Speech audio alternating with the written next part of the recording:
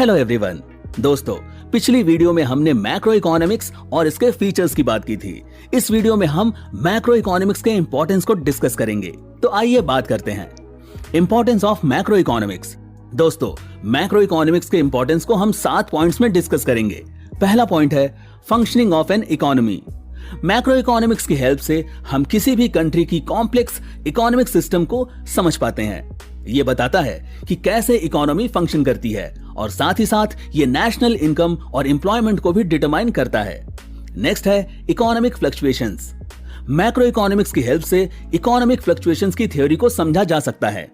Income, output और employment में जो भी फ्लक्चुएशंस होते हैं, ये उनके कॉजेस को एनालाइज करता है और सिर्फ कॉजेस को एनालाइज ही नहीं करता बल्कि ये उसको कंट्रोल भी करता है। यानी मैक्रो इकोनॉमिक्स सिर्फ प्रॉब्लम नहीं, सॉल्यूशन की भी बात करता है। नेक्स्ट पॉइंट है नेशनल इनकम। किसी भी कंट्री के लिए नेशनल इनकम की स्टडी बहुत जरूरी है, क्योंकि बिना नेशनल इनकम की स्टडी किए आप इकोनॉमिक ग्रोथ परफॉर्मेंस को इवैल्यूएट नहीं कर सकते और ना ही करेक्ट इकोनॉमिक पॉलिसीज को फॉर्मुलेट किया जा सकता है। मैक्रो इकोनॉमिक्स की वजह से नेशनल इनकम स्टडी और इंपॉर्टेंस हाईलाइट हो पाती हैं। अब बात करते हैं नेक्स्ट पॉइंट की, इकोनॉमिक डेवलपमेंट। मैक्रो इकोनॉमिक्स की हेल्प से जो अंडर डेवलप्ड या डेवलपिंग कंट्रीज हैं, उनकी इकोनॉमिक प्रॉब्लम्स पे फोकस किया जा सकता है। इन कंट्रीज में जो unemployment, poverty, inequality of income and wealth जैसी प्रॉब्लम्स हैं, उनको मैक्रो इकोनॉमिक्स एनालाइज करता है। तो इन अंडर डेवलप्ड कंट्रीज में इकोनॉमिक ग्रोथ और वेलफेयर को प्रमोट करने के लिए मैक्रो इकोनॉमिक्स इंपॉर्टेंट स्टेप भी सजेस्ट करता है। अपना नेक्स्ट पॉइंट है performance of an economy. Macro economics की हेल्प से किसी इकोनॉमी की ग्रोथ परफॉर्मेंस को समझा जा सकता है। मैक्रो इकोनॉमिक्स की हेल्प से नेशनल इनकम को एस्टिमेट किया जाता है और ये एस्टिमेशन अलग अलग टाइम पीरियड को कंपेयर करके इकोनॉमी की परफॉर्मेंस को मेजर करने में यूजफुल साबित होता है। इसकी हेल्प से इकोनॉमी में गुड्स और सर्विसेज के प्रोडक्शन को कंपेयर किया जाता है। कंपेयर करने का मतलब है कि ये देखा जाता है कि एक पर्टिकुलर पीरियड ऑफ टाइम में कितना प्रोडक्शन हुआ है और फिर किसी दूसरे पीरियड ऑफ टाइम के बीच कितना प्रोडक्शन हुआ है।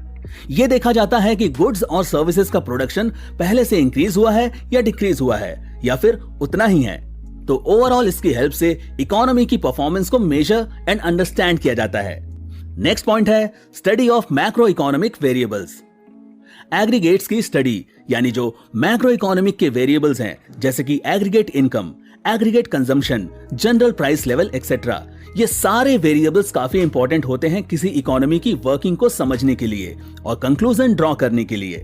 जिसमें एग्रीगेट इनकम का मतलब है कि टोटल इनकम कितनी हो रही है इकोनॉमी में, और कंजम्पशन का मतलब है कि टोटल जितने भी गुड्स और सर्विसेज का प्रोडक्शन हो रहा है इकोनॉमी में, उनमें से कितना यूज हो पा रहा है पब्लिक में, वही कंजम्पशन कहलाता है। और इकोनॉमी में जितने भी गुड्स और सर्विसेज का प्रोडक्शन हो रहा है, उन सभी के प्राइसेस का जो एवरेज होता है, उसको जनरल प्राइस लेवल कहा जाता है।